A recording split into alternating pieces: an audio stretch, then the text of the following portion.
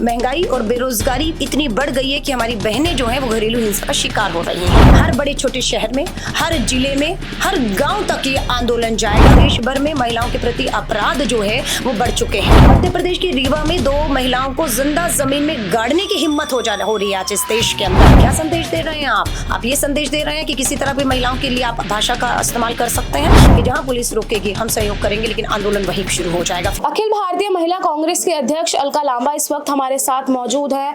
Ma'am, 29 तारीख को महिला कांग्रेस हुंकार भरने जा रही है दिल्ली के जंतर मंतर पर। क्यों आप लोग ये प्रदर्शन करने वाले हैं और क्या मोटिव इसका रहने वाला है? देखिए, देश की आधी आबादी 70 करोड़ आबादी महिलाओं की है। अपने हक अधिकारों के लिए, अपने साथ हो रहे अन्याय के लिए न्याय मांग रही है। कोई सुनने वाला नहीं है। भारतीय राष्ट्रीय महिला कांग्रेस एक मजबूत संगठन के तौर पर खड़ा हो चुका है। अब हम आंदोलन का रूप लेने वाले हैं। 29 जुलाई दिन सोमवार भारत की राजधानी दिल्ली के जंतर मंतर पर देश भर से महिलाएं आ रही हैं और महिलाओं की 3 बड़ी मांगे रहेंगी। पहली मांग है कि महिला आरक्षण कानून आपने पास कर दिया है, लागू करो, आज करो और अभी करो। और इस आरक्षण में हमारी अति पिछड़े वर्ग की ओबीसी बहनें छूट गई हैं, उन्हें भी आरक्षण और उनकी भी भागीदारी को सुनिश्चित करिए। ये हमारी मांग है। हमारी दूसरी मांग है कि देश में महंगाई और बेरोजगारी इतनी बढ़ गई है कि हमारी बहनें जो हैं वो घरेलू हिंसा का शिकार हो रही हैं। इस बजट में उम्मीद की जा रही थी कि मोदी की गारंटी का ऐलान होगा। मोदी की गारंटी 450 का एलपीजी घोषणा हो जाएगी। आंगनवाड़ी बहनें, आशा वर्कर बहनें, मिड डे मील बनाने वाली बहनों का मानदेय दुगना किया जाएगा महंगाई से राहत के लिए। कुछ ऐसा नहीं हुआ। अब हमारी मांग है कि महंगाई को कम करिए, राहत दीजिए और महालक्ष्मी योजना जो श्री राहुल गांधी जी ने हमारा जो न्याय पत्र था नारी न्याय के तहत महालक्ष्मी योजना की घोषणा की थी कि हर गरीब परिवार की एक बहन को हम लोग 1 लाख रुपए सालाना या हर महीने 8,500 रुपया उनके बैंक खातों में सीधा डालेंगे ताकि वो बढ़ती महंगाई और बेरोजगारी से लड़ सके और घरेलू हिंसा का शिकार ना हो। हमारी ये दूसरी मांग है। हमारी तीसरी बड़ी मांग है कि देश भर में महिलाओं के प्रति अपराध जो है वो बढ़ चुके हैं। हिम्मत बढ़ रही है अपराधियों की। क्यों? क्योंकि कहीं उनको मालूम है सुनवाई नहीं हो रही इन पीड़िताओं की। मध्य प्रदेश के रीवा में 2 महिलाओं को जिंदा जमीन में गाड़ने की हिम्मत हो रही है आज इस देश के अंदर, क्योंकि उन्हें पता है हमारा कोई कुछ बिगाड़ नहीं सकता है। सो हम लोगों ने ठानी है कि इन तीनों मांगों को लेकर हमारा राजनीतिक न्याय, राजनीतिक भागीदारी, हमारा सामाजिक न्याय, सामाजिक सुरक्षा महिलाओं की और हमारा आर्थिक न्याय, आर्थिक अधिकार को लेकर 3 मांगों को लेकर हम ये आंदोलन 29 जुलाई को कर रहे हैं। और उसके बाद देश भर में ये आंदोलन फैल जाएगा। हर राज्य की राजधानी में हमारी प्रदेश अध्यक्ष है, कार्यकारिणी है, वो सब करेंगी। जिलों और ब्लॉक तक करेंगी, तब तक करेंगी जब तक ये तीनों मांगों को मान ले लिया जाता। हम सरकार को चैन से अब नहीं बैठने देंगे। प्रेस कॉन्फ्रेंस के दौरान आपने कहा था कि सभी प्रदेश अध्यक्ष और जितने भी राज्यों में आपके जितने भी कार्यकर्ता हैं वो सब आ रहे हैं, लेकिन उन्हें रोका जा रहा है पुलिस की तरफ से। उनको फोन करके जो है वो पूछा जा रहा है कि वो किस रूट से आ रही हैं, कहाँ ठहर रही हैं। तो ये सोर्स और ये चीज़ आपको पता कैसे चली, ये मैं जानना चाहूँगी। देखिए, मेरी अध्यक्षों ने मुझे फोन किया है कि दिल्ली पुलिस उन्हें फोन कर रही है। मैंने दिल्ली पुलिस को कहा मैं बैठी हूँ अपने कार्यालय में, आपको जो भी पूछताछ करनी है, जानकारी लेनी है, आप मुझसे लीजिए। हम कुछ भी आपसे छुपा नहीं रहे हैं।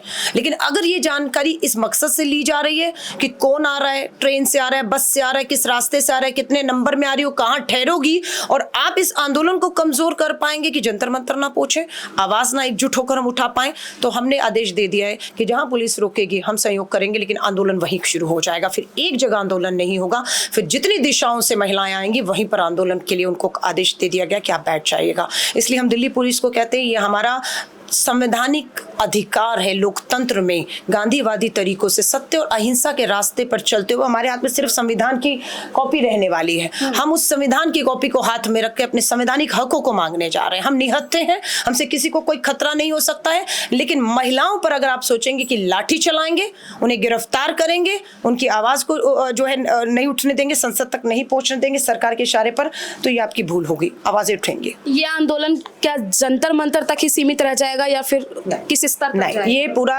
राष्ट्रव्यापी आंदोलन है। इसकी शुरुआत भारत की राजधानी दिल्ली से 29 जुलाई को कर रहे हैं और उसके बाद ये हर प्रदेश की हर राजधानी में, हर बड़े छोटे शहर में, हर जिले में, हर गांव तक ये आंदोलन जाएगा। क्योंकि एक गांव में बैठी महिला भी आज इन 3 मुद्दों में के लिए जो है मांग उठा रही है कि उसकी राजनीतिक भागीदारी हो, उसको आर्थिक न्याय मिले, उसका आर्थिक सशक्तिकरण, महंगाई, बेरोजगारी और सुरक्षा, सारा गांव। और ये आंदोलन अब थमेगा नहीं। कोई बड़ी बात नहीं, आने वाले समय में रामलीला मैदान में भी लाखों बहनें पहुंच जाएंगी इस आंदोलन को अगर तब तक भी नहीं माना गया, क्योंकि 8 मार्च को हम अंतर्राष्ट्रीय महिला दिवस मनाते हैं। सरकार के पास समय है, नहीं तो लाखों बहनें रामलीला मैदान और इस सरकार को घेरने का मैम एक आखिरी सवाल है, नारी न्याय आप जाकर जो है वो हर जगह कर रहे हैं, महिला अध्यक्ष आप हैं, लेकिन सदन में नीतीश कुमार का जो बयान सामने आता है उसे किस तरीके से देखिए, क्या एक्शन लेंगे? शर्मसार है। उम्मीद की जा सकती है कि एक राज्य का मुख्यमंत्री अपनी दूसरी महिला सहयोगी विधायक या पूर्व मुख्यमंत्री महिला के लिए इस तरह की अभद्र टिप्पणी करे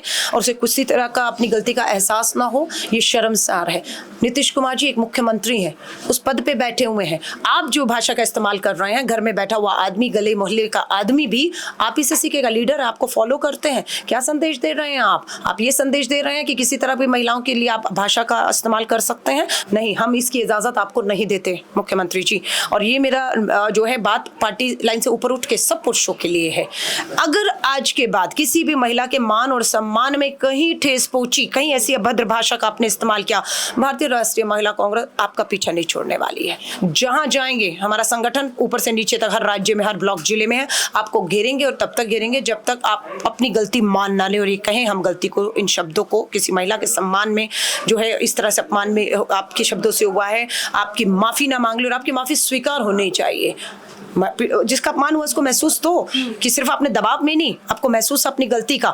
और नीतीश जी को सबसे पहले, बिहार ही नहीं, नीतीश जी दिल्ली आएंगे, हम आपको बैठने नहीं देंगे। माफी मांग लीजिए, राबड़ी जी से कहलवा दीजिए, हमारी कोई भी जो है बात वही मैं कह रही हूँ, राबड़ी जी की नहीं है जो पूर्व मुख्यमंत्री है, विधायक की नहीं है, आम महिला की भी है। अगर वो माफ करती हो तो हम माफ करेंगे, नहीं तो आपको बैठने नहीं देंगे, किसी को भी नहीं बैठने देंगे आप, और आपके घर की महिलाओं तक से हम बात करेंगे। बहुत बहुत धन्यवाद हमें समय देने के लिए। तो 29 तारीख को जंतर मंतर पर जो प्रदर्शन होने वाला है उसको लेकर क्या कुछ अपडेट है, अलका लांबा हमसे सीधे तौर पर बातचीत करके ये बता चुकी हैं। आपकी क्या राय है कमेंट बॉक्स में ज़रूर बताइएगा। कैमरा पर्सन गजनवी पाशा के साथ मनीषा लखवाल, जनहित टाइम्स, दिल्ली।